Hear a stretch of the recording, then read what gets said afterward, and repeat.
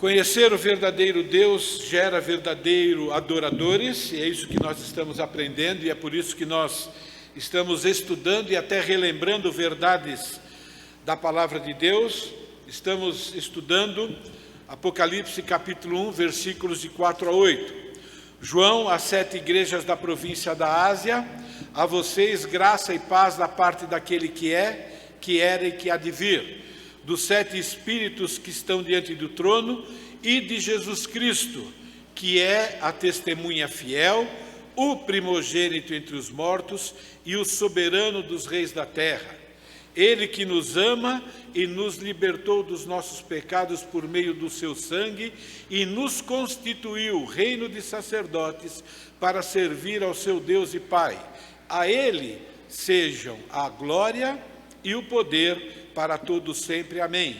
Eis que ele vem com as nuvens, e todo olho verá, até mesmo aqueles que o traspassaram, e todos os povos da terra se lamentarão por causa dele. Assim será. Amém.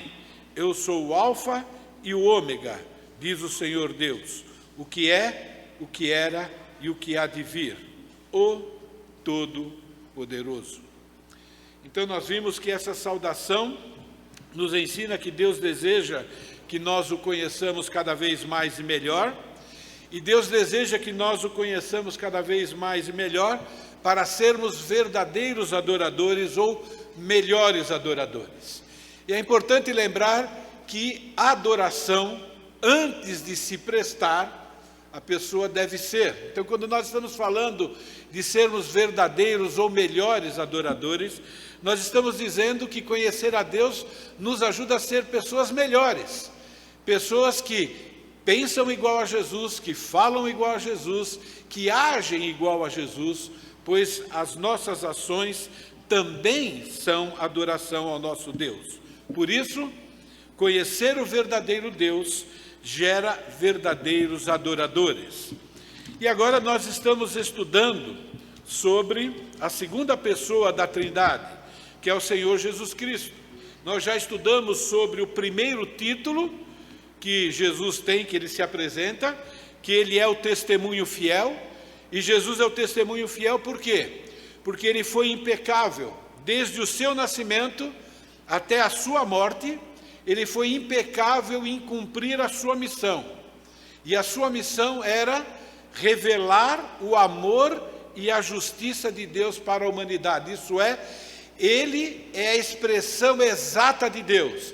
Ele revelou Deus Pai exatamente como ele é. E ele cumpriu bem essa missão.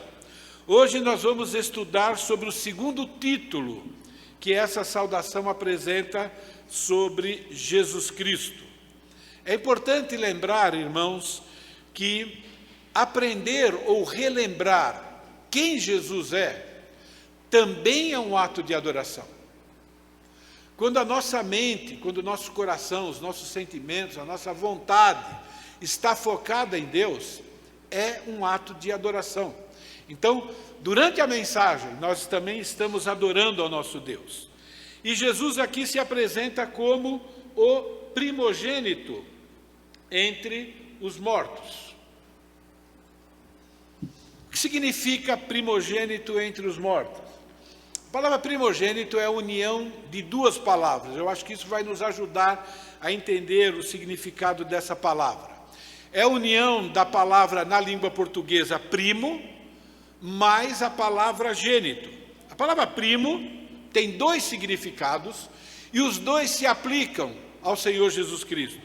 Significa o primeiro entre muitos, isso é o primeiro numa ordem cronológica, mas a palavra primo também, na língua original, significa o principal. Aquela pessoa que deve ser a mais honrada, dentre outras palavras, ou dentre outras pessoas. Então o Senhor Jesus Cristo é o primeiro que ressuscitou dos mortos, entre muitos, e nós vamos ver um pouco a respeito disso nessa mensagem, e Jesus Cristo também é o principal primogênito entre os mortos. Então é muito importante que nós entendamos que Jesus aqui está se apresentando como alguém que morreu. Alguém que também ressurgiu dentre os mortos. E para morrer e ressuscitar, é preciso que tenha nascido como ser humano. Então, a palavra primogênito é usada lá em Apocalipse também para afirmar que Jesus Cristo nasceu como ser humano. Porém, ele é o principal e o mais importante de todos. Por quê? Porque apesar de ter nascido como ser humano, ele foi gerado pela terceira pessoa da Trindade, isso é, ele foi gerado pelo Espírito Santo. Então, quando nós lembrarmos a palavra primogênito entre os mortos, também é uma maneira de nós lembrarmos que Jesus Cristo nasceu. Então, é uma boa mensagem para o Natal, por exemplo, que nós relembramos sobre o nascimento de Jesus. Ora, Mateus 18 diz assim: ora, o nascimento de Jesus Cristo foi assim. Estando Maria, sua mãe, desposada com José, sem que tivessem antes coabitado, olha que importante, né? A palavra de Deus inspirada, avisando, ou nos ensinando, ou afirmando, que Jesus Cristo não é fruto do relacionamento sexual entre homem e mulher. Sem que tivessem antes coabitado, achou-se grávida pelo Espírito Santo.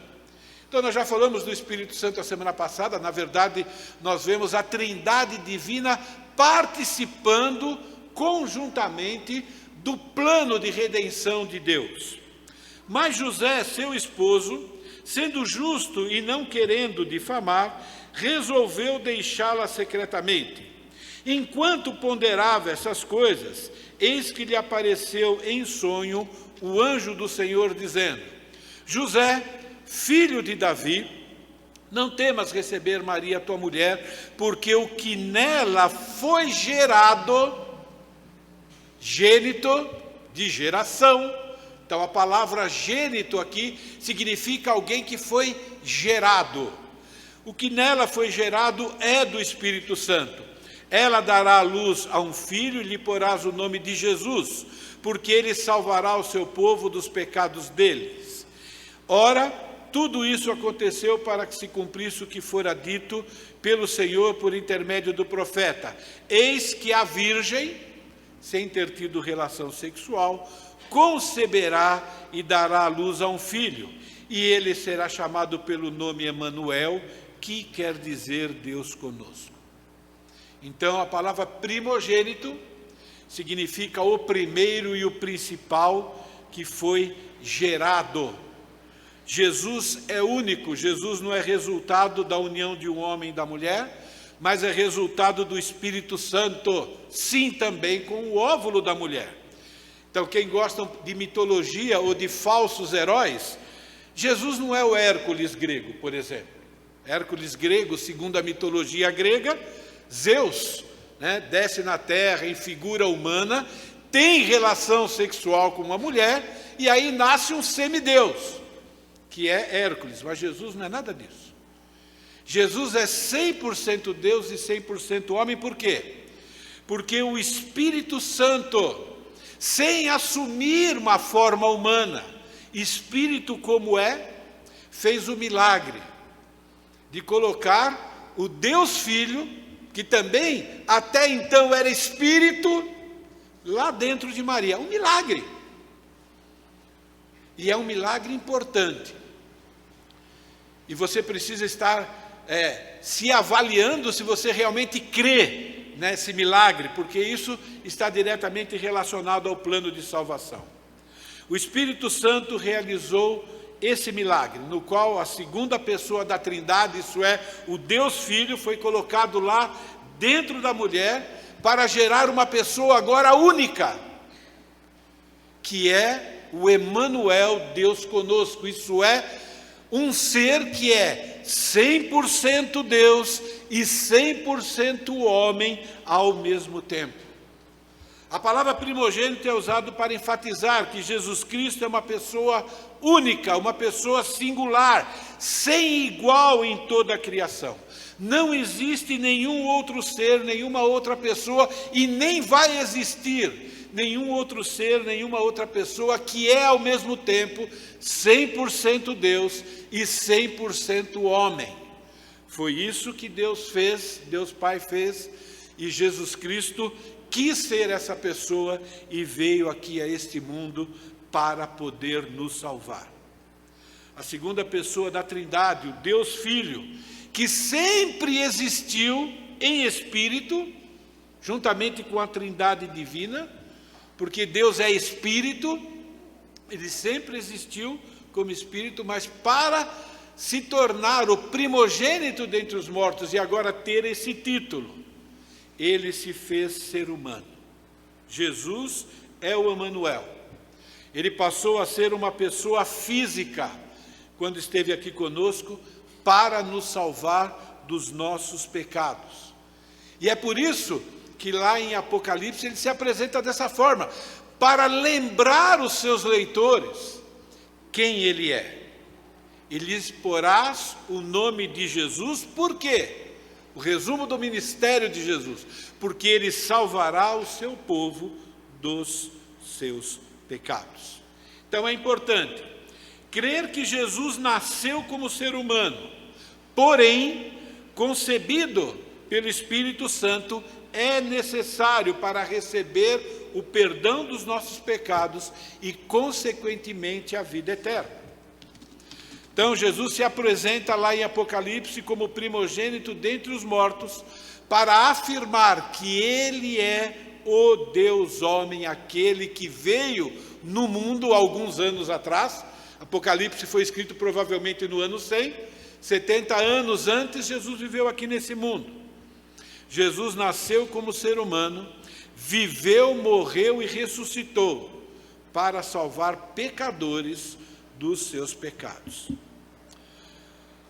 O título, o primogênito dentre os mortos, afirma que a morte e a ressurreição física de Jesus é uma verdade que precisa ser crida para receber a salvação gratuita de Deus. 1 Coríntios, capítulo 15, e a nossa mensagem vai ficar baseada agora em 1 Coríntios, capítulo 15. Por quê? Porque aqui nós temos os argumentos teológicos sobre a importância de crer que Jesus Cristo é o primogênito dentre os mortos. Então, se você quer a teologia do porquê é tão importante crermos que Jesus Cristo é o primogênito dentre os mortos, 1 Coríntios capítulo 15 é o texto principal. Paulo aqui está falando com a igreja de Corinto, nós temos aí, parte desse texto, ok? E eu vou ler parte dele, mas Paulo está escrevendo porque a igreja de Corinto, aqui ela está com um sério problema. A igreja de Corinto, o problema da igreja de Corinto está lá no versículo 12, de 1 Coríntios, capítulo 15. Ora, se é corrente pregar-se que Cristo ressuscitou dentre os mortos, como, pois, afirmam algum de vós que não há ressurreição dos mortos? Aqui nós temos o problema da igreja de Corinto, e é por isso que esse capítulo todo, ele foi escrito, e nós vamos desenvolver algumas coisas desse capítulo, tá bom? Mas é importante que nós entendamos que a ressurreição, isso é, a morte e a ressurreição de Cristo, é um dos pilares da fé. Para se ter a fé salvadora, é preciso acreditar que Jesus Cristo morreu e ressuscitou.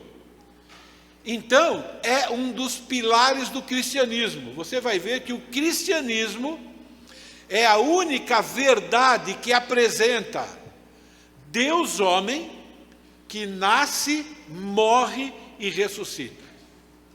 Todo esse capítulo, como eu disse, foi escrito para corrigir esse erro doutrinário que estava dentro da igreja de Corinto. Então observe, dentro de uma igreja relativamente grande, eu posso imaginar, porque era a igreja de uma cidade cosmopolita, pessoas lá dentro que cultuam Deus, que cultuam Jesus, não acreditavam que mortos podiam ressuscitar. Eles não acreditavam que quando nós morrermos, caso morramos antes do arrebatamento, que esse corpo físico aqui vai ressuscitar.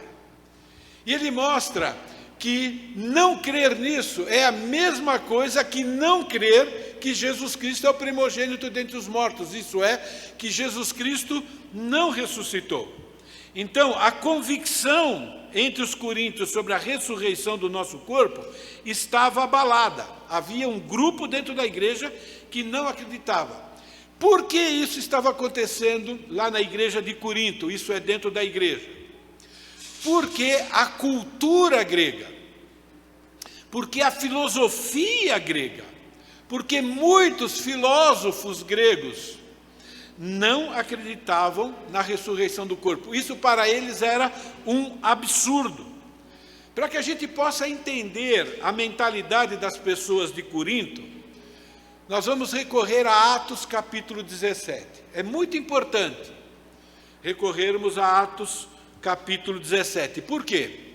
Aqui nós temos a doutrina da ressurreição de Cristo como sendo uma parte vital da pregação do Evangelho de Paulo. Então é um bom treinamento para nós na área de evangelismo e também para relembrarmos o que nós cremos e fortalecer a nossa fé dentro dessa verdade, tá bom? Paulo aqui está em Atenas. Atenas fica um pouco mais perto de Corinto do que aqui até São Paulo. Daqui até São Paulo é 93 quilômetros, de Atenas até Corinto é 83 quilômetros. Então, Corinto reflete bem o que os gregos acreditam e a prova disso é essa experiência do apóstolo Paulo. Nós vamos ver a experiência do apóstolo Paulo. Agora, é muito importante que nós lembremos quem é Paulo. Paulo, diferente, por exemplo, de outros apóstolos, era uma pessoa extremamente culta. Paulo conhecia bem toda a cultura daquela região. E mesmo conhecendo a cultura daquela região, ele não se furtou de pregar aquilo que precisava ser pregado para que pessoas pudessem ser salvas.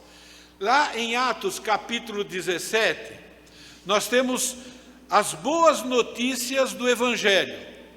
E Paulo segue uma ordem aqui ao pregar o Evangelho para a igreja de Corinto.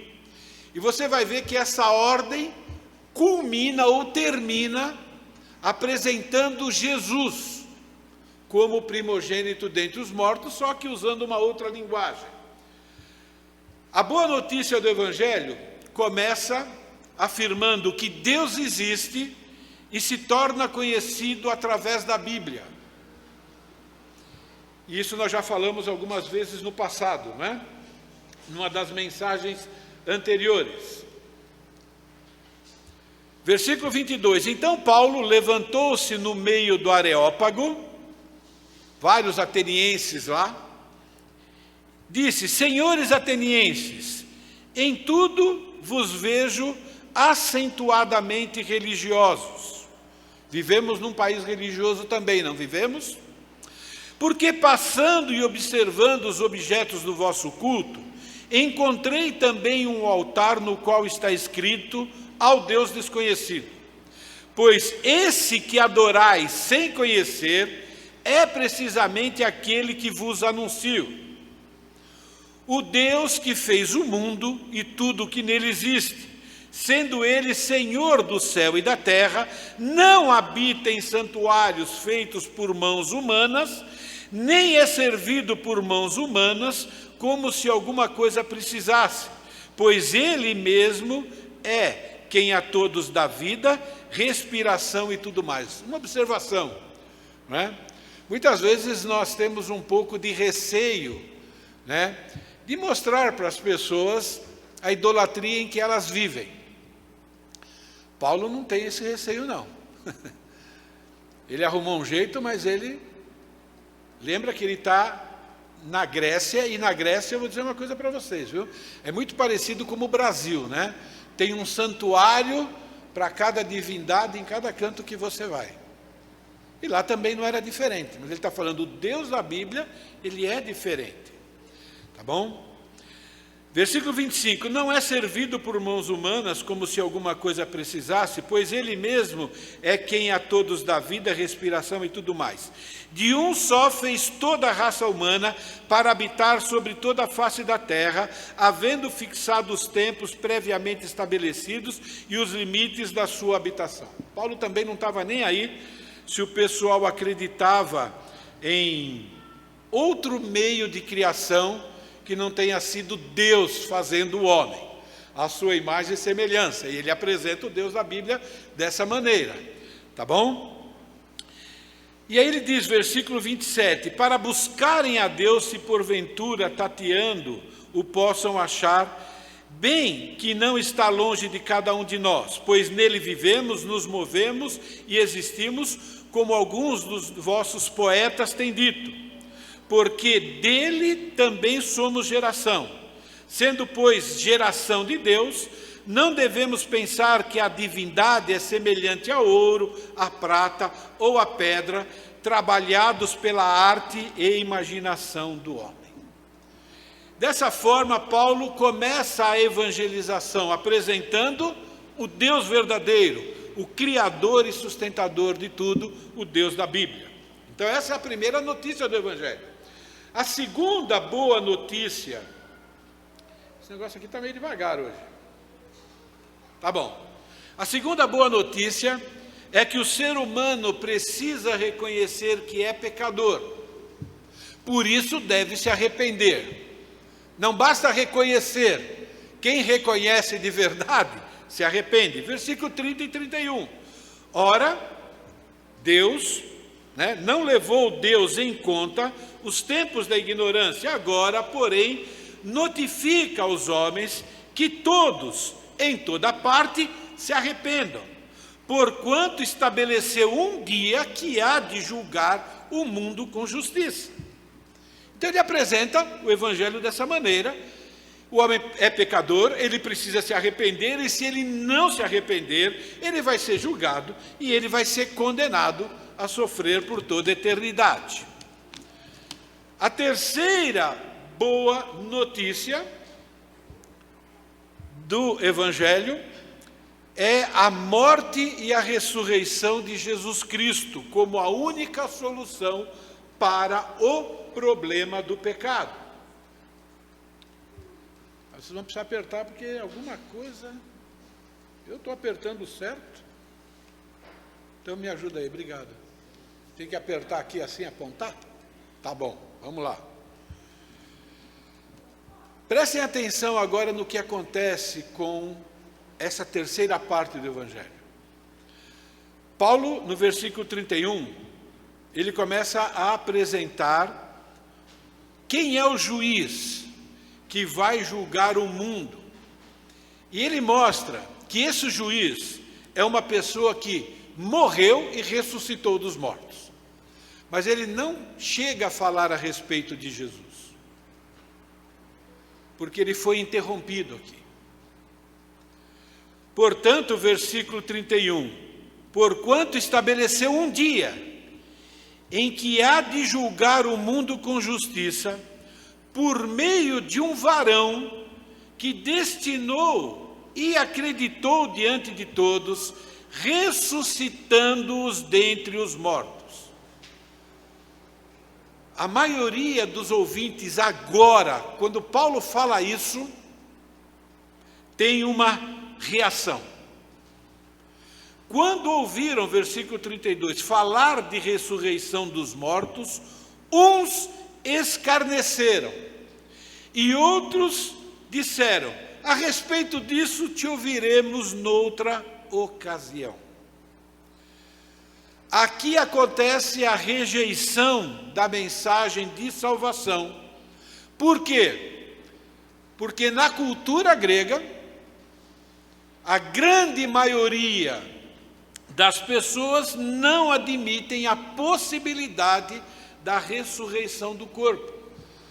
A ponto de alguns serem até malcriados, escarneceram, isso é, ridicularizaram, zombaram de Paulo, Outros foram um pouco mais educados e foram se retirando. A gente vai conversar sobre isso numa outra hora.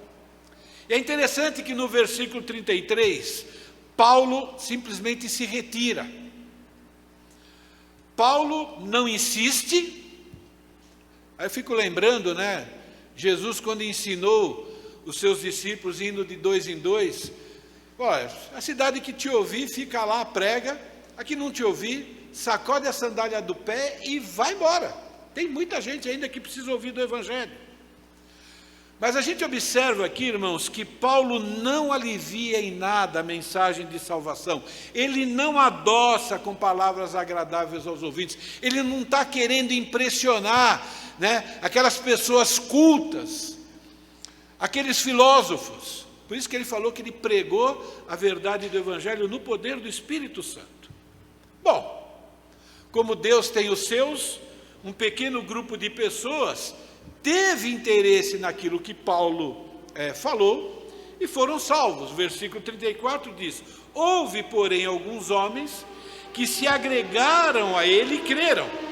Entre eles estava Dionísio, o Areopagita, uma mulher chamada Damares, e com eles outros mais.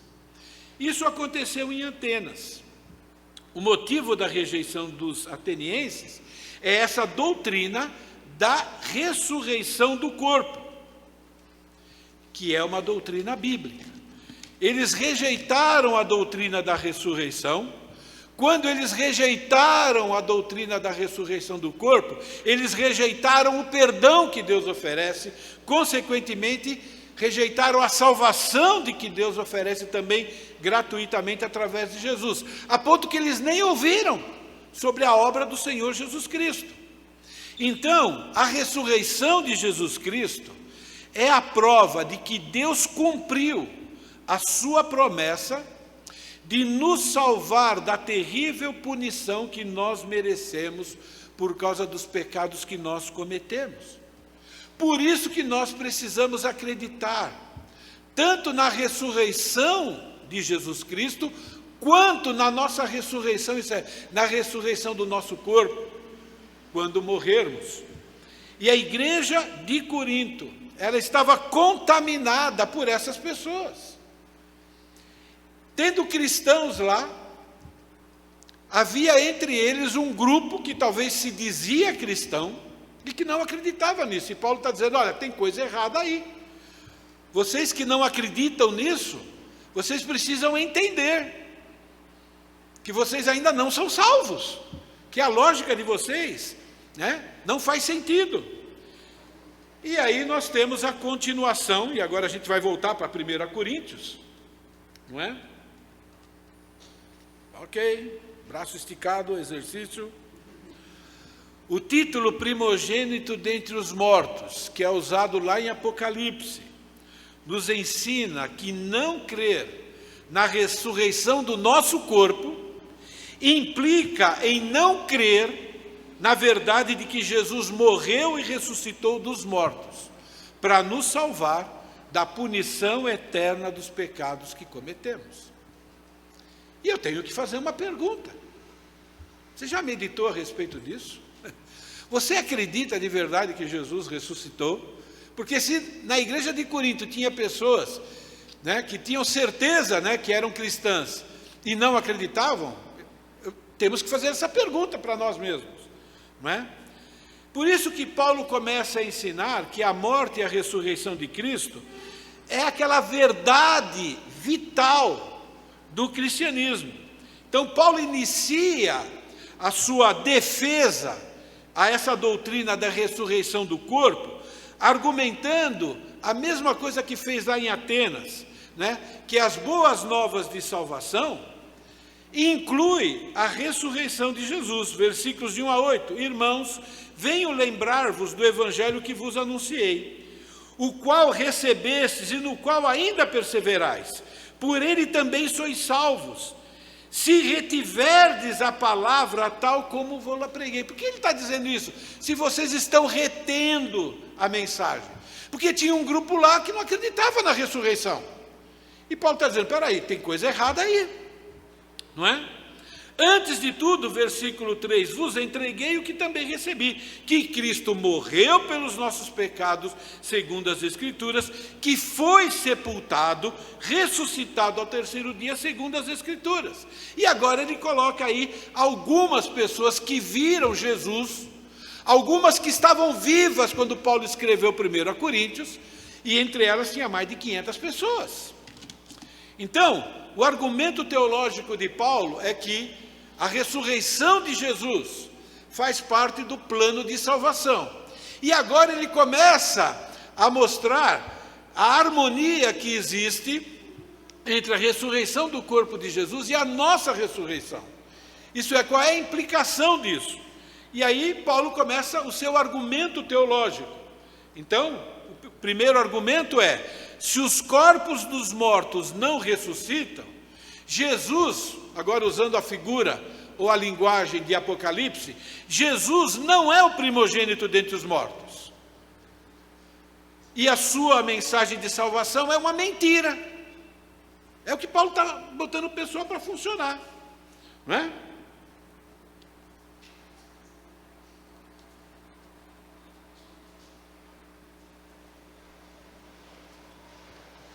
Difícil, né?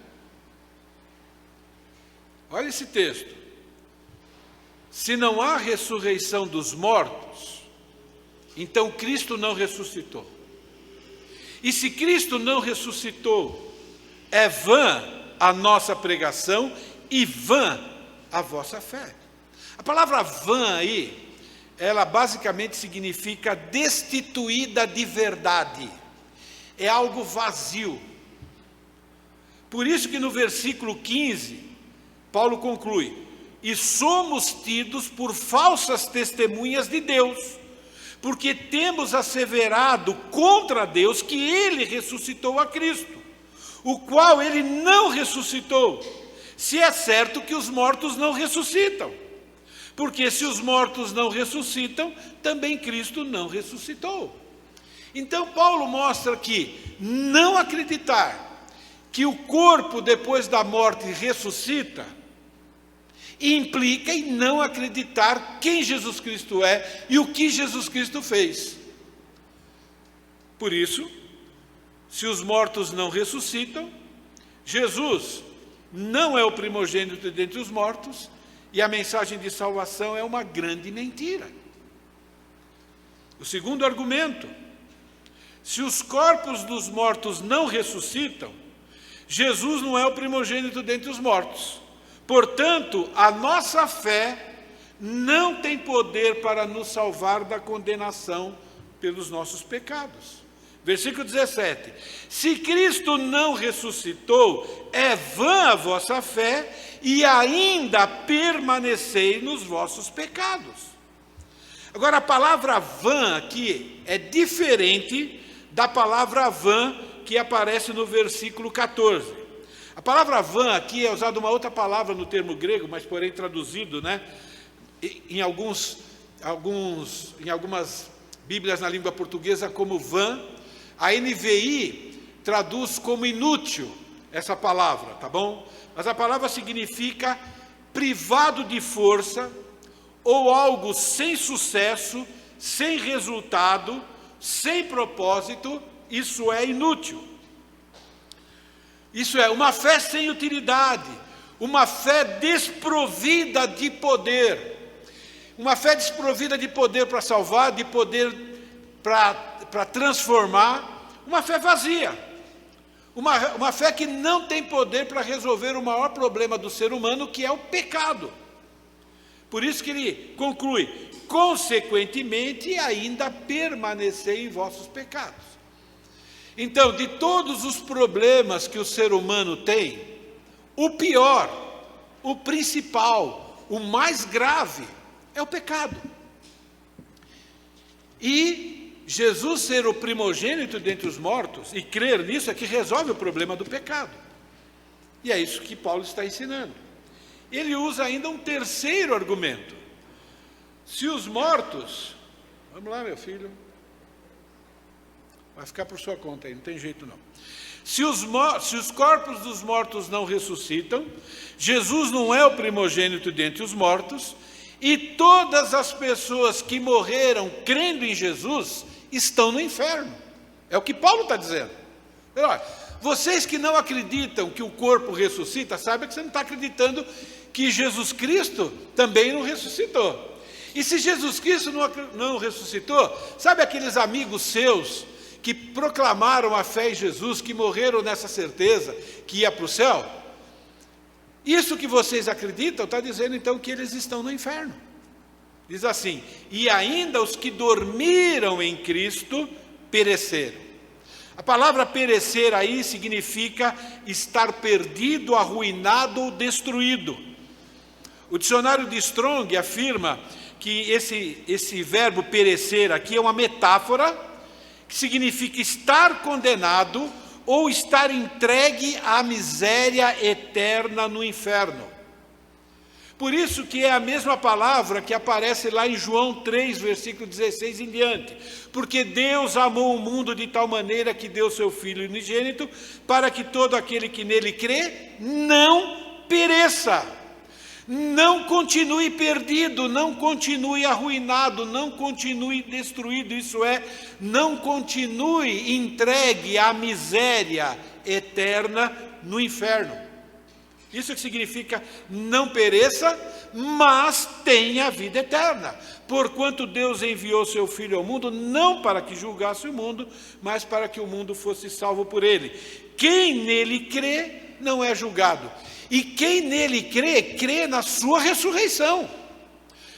Crê na ressurreição de Jesus como sendo algo real, e consequentemente crê também que caso você tombe, o teu corpo vai ser ressuscitado no tempo em que Deus disse que aconteceria na sua palavra. Então, se Jesus não é o primogênito dentre os mortos, mas ele é. Mas se ele não é, se as pessoas não acreditam, então todas as pessoas que morreram confiando em Jesus estão no inferno, sofrendo eternamente pelos pecados que cometeram. E nós também teríamos o mesmo destino, se não crêssemos na ressurreição de Jesus e do nosso corpo. E o quarto argumento: se os mortos não ressuscitam, Jesus não é o primogênito dentre os mortos, e nós somos as pessoas mais lastimáveis da humanidade. Se a nossa esperança em Cristo se limita apenas a essa vida, isso é, sem ressurreição, somos os mais infelizes de todos os homens. Agora, imagine aí todos os homens da humanidade. Imagine aí. Essa palavra infeliz significa digno de lástima, miserável. Eu fiquei imaginando, por que ele afirmou isso? Se Cristo não é o primogênito entre os mortos, nós somos os mais miseráveis. Nós somos mais miseráveis que os descrentes. Por quê? Porque os descrentes, pelo menos, tentam aproveitar o máximo que podem desse mundo, não é verdade? E nós não. Nós tentamos aproveitar o máximo deste mundo para pregar o Evangelho, para dar bom testemunho. Isso, inclusive, limita alguns prazeres que nós gostaríamos de ter. Ele está dizendo, se Cristo não ressuscitou, e se os mortos não ressuscitam, vocês estão vivendo aqui para quê? Vocês estão sofrendo para quê? E naquela época tinha perseguição. Apocalipse foi escrito numa época em que os cristãos estavam sofrendo uma forte perseguição, e é por isso que Jesus está se apresentando como aquele que é o primogênito dentre os mortos. Está dizendo, olha, esse sofrimento que tem aqui, não se preocupa, tem algo muito melhor esperando vocês lá. Porém, a verdade bíblica, e graças a Deus por isso, é que Cristo é o primogênito dentre os mortos.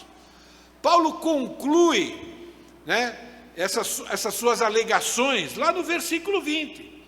Mas, de fato, Cristo ressuscitou dentre os mortos, sendo Ele as primícias dos que dormem. E é por isso que Apocalipse,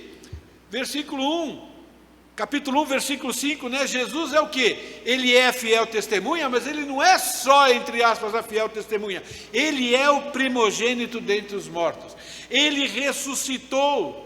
E ele agora é a primícia dos que dormem. A palavra primícia aqui está diretamente ligada ao termo primogênito. A palavra primícia significa primeiros frutos. É uma linguagem da agricultura, para indicar, né, que depois que você ara a terra, que você semeia lá, que você água, né, e começa a surgir aquele brotinho, né, e quando está tudo maduro, começa a surgir os frutos, e começa a surgir os primeiros frutos, né? A colheita é longa, então ele usa essa figura de linguagem para dizer que Cristo é o primeiro a ressuscitar de uma grande colheita de salvos pelo seu sangue, pelo seu sacrifício, através da sua morte, através da sua ressurreição. Cristo é o poder absoluto, Cristo é a vitória completa e absoluta sobre a morte. É isso que significa primogênito dentre os mortos. Ele morreu sim e ele venceu a morte. E ele está dizendo, e vocês que acreditam, vocês vão atrás dele depois. O mesmo destino eterno que aguarda Jesus está aguardando vocês também. Por isso que lá em 1 Coríntios 15, continua versículo 21. Visto que a morte veio por um homem, também por um homem veio a ressurreição dos mortos. Porque assim como em Adão todos morreram, assim também todos serão vivificados em Cristo. Cada um, porém, por sua própria ordem. Cristo as primícias, primeiro da fila, né? E os que são de Cristo na sua vinda. Isso é quando ele voltar para reinar. Ali vai acontecer a ressurreição do corpo, daqueles irmãos que já partiram, né? A alma deles já está com Deus, a palavra de Deus diz, ausente do corpo, presente com o Senhor. Então não estão dormindo, nem cochilando, não estão descansando, coisa nenhuma, estão lá, mas estão com algo provisório, eu não sei o que é. Por quê? Porque o corpo, esse corpo aqui também vai ressuscitar. Eu costumo dizer o seguinte, Deus falou assim para o diabo, olha, você não vai ter vitória de nada, nem um pelinho do corpo dos meus salvos você vai levar. Eu vou restaurar tudinho. A vitória de Cristo é completa. Muito interessante sobre esse texto aqui, da comparação de Adão com Jesus, um teólogo escreveu o seguinte, eu vou ler. Em contraste com Adão, que foi o primeiro formado da terra, para ser uma pessoa viva, porém morreria e causaria a morte de toda a descendência, Cristo foi o primeiro que saiu da terra para viver e ser a fonte de vida eterna para todos os que creem nele. Eu vou ler de novo. Em contraste com Adão, que foi o primeiro formado da terra, para ser uma pessoa viva, porém que morreria e causaria a morte a toda a descendência, por causa do seu pecado, e ele era nosso representante, Cristo também é o nosso representante de salvação.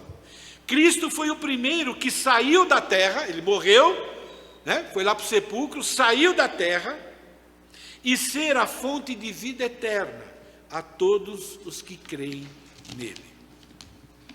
Então Jesus se apresenta com o título primogênito dentre os mortos, para afirmar que ele obteve a vitória sobre a morte. E todos aqueles que depositam a sua fé nele, como único e suficiente Salvador, que nasceu como ser humano, viveu de maneira impecável, morreu por causa dos nossos pecados e também ressuscitou. Quem crê nisso também vai vencer a morte através da ressurreição. Jesus, de fato, é o primogênito dentre os mortos. Significa que há muitos ainda que ressurgirão, que ressuscitarão. Apocalipse foi escrita para uma igreja cristã, quando a igreja sofria perseguição, numa época em que houve muitos mártires. O porta-voz de Apocalipse, não somente porta-voz, mas também o escriturador de Apocalipse, estava lá preso, né? Numa ilha, por causa da sua fé.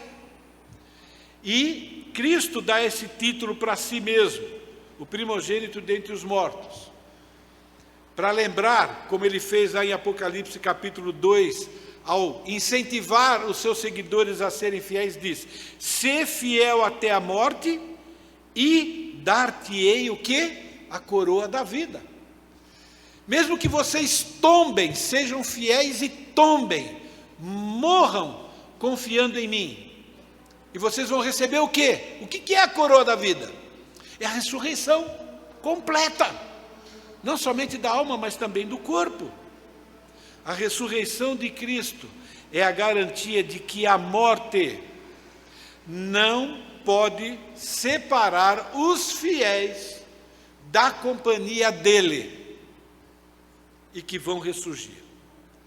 Primogênito dentre os mortos significa que Jesus é o primeiro de uma sucessão de pessoas que também serão ressuscitadas, terão corpos glorificados, corpos que nunca mais vai ficar doente, corpos que nunca mais vai sentir dor, corpo que não vai precisar usar óculos, nem bengala, não vai precisar nem de carro, um corpo que nunca mais vai se desfazer. Essa é a promessa, e é por isso que Jesus se apresenta aqui como o primogênito dentre os mortos. E eu quero encerrar. A gente podia falar um ano inteiro sobre o que significa ser primogênito dentre os mortos e as suas implicações. Mas eu quero encerrar, continuando parte da leitura de 1 Coríntios, capítulo 15, que termina com uma expressão de louvor e um cântico de vitória ao Senhor Jesus. Versículo 35 em diante, e aqui eu só vou ler. Mas alguém dirá: como ressuscitam os mortos? E em que corpo vêm? Insensato! O que semeias não nasce, se primeiro não morrer. E quando semeias, não semeias o corpo que há de ser, mas o simples grão, como o trigo ou de qualquer outra semente. Mas Deus lhe dá corpo como lhe aprouve dar, e a cada uma das sementes o seu corpo apropriado. Nem toda a carne é a mesma, porém uma é a carne dos homens, outra dos animais, outra das aves e outras dos peixes. Também há corpos celestiais e corpos terrestres, e sem dúvida, uma é a glória dos celestiais, outra as dos terrestres. Uma é a glória do sol, outra é a glória da lua e outra das estrelas, porque até entre as estrelas até entre estrela e estrela há diferença de esplendor. Pois assim também é a ressurreição dos mortos. Então ele faz uma série de figura de linguagem, né? Mas agora ele vem para o nosso corpo. Semeia corpo de corrupção. Um corpo que precisa de médico, precisa de remédio, e ainda eles não resolvem tudo, nós já sabemos disso, né? Porque estamos envelhecendo. Semeia um corpo na corrupção, ressuscita na incorrupção. Semeia em desonra, ressuscita em glória. Semeia-se corpo natural, ressuscita corpo espiritual. Se há corpo natural, há também corpo espiritual. Pois assim está escrito: o primeiro homem, Adão, foi feito alma vivente. O último Adão, porém, se referindo a Jesus, é espírito vivificante. Mas não é o primeiro espiritual, e sim o natural, depois o espiritual. O primeiro homem, formado da terra, é terreno. O segundo homem é do céu. Como foi o primeiro homem, o terreno, tais são também os demais homens terrenos. E como é o celestial, tais também os celestiais. Assim como trouxemos a imagem do que é terreno, devemos trazer também a imagem do celestial. Isso afirma, irmãos, que a carne e sangue não podem herdar o reino de Deus, nem a corrupção herdar a incorrupção. Eis que vos digo um mistério: nem todos dormiremos, mas transformados seremos todos. No momento, num abrir e fechar de olhos, ao ressoar a última trombeta, a trombeta soará. Os mortos ressuscitarão incorruptíveis, e nós seremos transformados. Porque é necessário que este corpo corruptível se revista da incorruptibilidade, e o que é mortal se revista da imortalidade. E quando esse corpo corruptível se revestir da incorruptibilidade, e o que é mortal se revestir da imortalidade, então se cumprirá a palavra que está escrita: tragada foi a morte pela vitória. Onde está, ó morte, a tua vitória? Onde está, ó morte, o teu aguilhão? O aguilhão da morte é o pecado, e a força do pecado é a lei. Graças a Deus que nos dá a vitória por intermédio do nosso Senhor Jesus Cristo. Por isso ele é o primogênito dentre os mortos. E termina assim: nós não somos os mais miseráveis de todas as criaturas. Realmente nós não existimos aqui para desfrutar de tudo que o mundo nos oferece. Pelo contrário, para sermos os cristãos que Deus deseja que nós sejamos, é que termina o versículo 58. Portanto, meus amados irmãos, sede firmes e inabaláveis, sempre abundantes na obra do Senhor, sabendo que no Senhor o nosso trabalho não é vazio, não é vão. No Senhor vamos ter corpos glorificados. Ele é a primícia, o primeiro, e nós vamos atrás. Isso é um dos significados do título de Jesus, como sendo o primogênito dentre os mortos. Obrigado, Deus. Obrigado, Senhor Jesus. Obrigado, Santíssima Trindade, por continuarem agindo aqui neste mundo, nos mantendo firmes nas tuas verdades, nos ajudando a entender cada vez mais a profundidade do sacrifício que Jesus Cristo fez por nós, dos frutos que nós vamos receber pela tua graça, pela tua misericórdia, pela fé que o Senhor nos presenteou.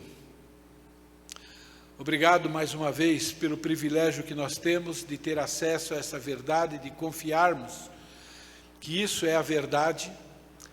E a minha oração é que nós possamos, com a tua ajuda, com a ajuda da tua graça, do teu Santo Espírito que habita em nós, ser esse tipo de filhos que trabalham, que te servem, sabendo que a vida aqui passa muito rápida, extremamente passageira, mas nós vamos ter um corpo novo, onde nós vamos desfrutar de tudo aquilo que o Senhor prometeu para nós por toda a eternidade. Aleluia, louvamos um Deus que é Deus de vivos, um Deus que tem poder para ressuscitar os mortos. E é em nome de Jesus, que conquistou tudo isso na cruz, que nós agradecemos. Amém. Boa semana, Deus abençoe a todos. E ouvido atento, quando a última trombeta tocar, a gente vai subir.